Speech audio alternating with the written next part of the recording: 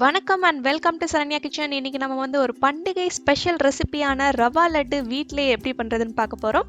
அதுக்கு வந்து ஒரு கடாயில் 2 டீஸ்பூன் அளவுக்கு நெய் சேர்த்துக்குங்க. நெய் சூடானதும் அதில் வந்து 10லேருந்து 15 முந்திரி சேர்த்துக்கலாம் நம்ம. அது கூடவே ஒரு 10 திராட்சை சேர்த்துக்கலாம். இப்போ இதை நல்லா பொன்னிறம் ஆகிற வரைக்கும் நம்ம வந்து வறுத்தெடுக்க போகிறோம். திராட்சை வந்து நல்லா பலூன் மாதிரி வீங்கும். அது வரைக்கும் நம்ம வந்து முந்திரியும் திராட்சையும் வறுத்தெடுக்கணும். இந்த மாதிரி ஒரு பிளேட்டுக்கு வந்து நீங்கள் மாற்றிடுங்க. இப்போ அதே கடாயில் வந்து கொஞ்சம் நெய் ஆல்ரெடி இருக்குது. அதனால நம்ம வந்து இப்போ ரவை எடுத்து நம்ம ரவையை வந்து இந்த கடாயில் சேர்த்துக்கலாம்.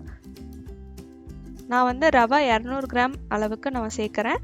நீங்கள் 1 கப்பு ரவை எடுத்தீங்கன்னா 3/4 கப் அளவுக்கு சர்க்கரை சேர்த்துக்கலாம். இப்போ வந்து நம்ம மீடியமான தீ வச்சு நம்ம வந்து ரவையை வந்து நல்லா வாசனை வர வரைக்கும் நம்ம வறுத்தெடுக்க போகிறோம்.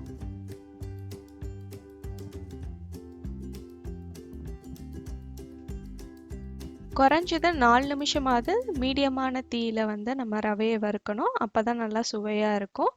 இப்போ நான் வந்து ஒரு 3/4 கப் அளவுக்கு சர்க்கரையை வந்து மிக்சியில் போட்டு பொடி பண்ணிக்க போகிறேன். ஏன்னா இந்த சர்க்கரை வந்து கொஞ்சம் பெருசாக இருக்குது சைஸில்.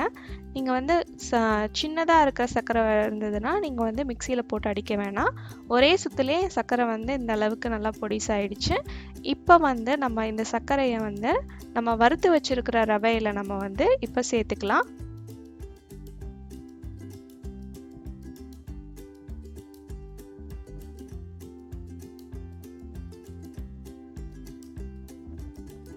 இப்போ அது கூடவே 1 டீஸ்பூன் அளவுக்கு ஏலக்காய் தூள் ஆட் பண்ணிக்கலாம்.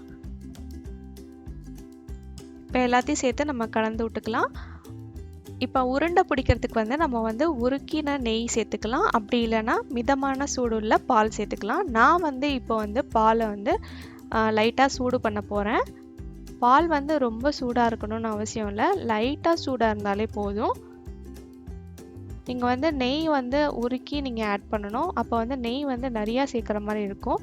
அதே மாதிரி நெய்யோட டேஸ்ட் வந்து கொஞ்சம் ரிச்சாக இருக்கும். அது சில பேருக்கு வந்து அதிகமாக பிடிக்காது.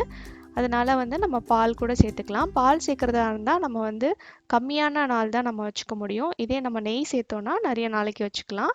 இப்போ இதில் நம்ம வறுத்தெடுத்த முந்திரி அப்புறம் திராட்சை எல்லாம் சேர்த்துக்கிட்டாச்சு. இப்போ தட்டில் கொஞ்சமாக நெய் இருக்கிறதுனால அதையும் சேர்த்து மிக்ஸ் பண்ணி நம்ம இந்த பாத்திரத்தில் கலந்துக்கிட்டோம். இதில் வந்து நான் பால் ஊற்றி ஒரு 1/4 கிளாஸ் அளவுக்கு பால் ஊற்றி இந்த மாதிரி உருண்டைகளாக நான் பிடிச்சிருக்கேன். நம்ம ரவையில் வந்து பால் சேர்க்கும் போது கொஞ்சம் கொஞ்சமாக சேர்க்கணும், அதிகமாக சேர்த்துறாதீங்க. அதே மாதிரி ஒரு 1/4 கிளாஸ் அளவுக்கு தான் பால் தேவைப்படும். இந்த மாதிரி அழகான உருண்டைகளாக நீங்கள் வந்து பிடிக்கலாம். இது வந்து குறைஞ்சது ஒரு 2லேருந்து 3 நாள் வரைக்கும் நல்லாயிருக்கும். கண்டிப்பாக இதை ட்ரை பண்ணி பார்த்துட்டு உங்களோட ஃபீட்பேக் கமெண்ட் எனக்கு சொல்லுங்கள். இந்த வீடியோ உங்களுக்கு பிடிச்சிருந்ததுன்னா லைக் பண்ணுங்க, ஷேர் பண்ணுங்க, மறக்காம சரண்யா கிச்சனை சப்ஸ்கிரைப் பண்ணுங்க, கூடவே பெல் பட்டனையும் பிரஸ் பண்ணுங்க. இந்த நாள் இனிய நாளாக வாழ்த்துக்கள். நன்றி.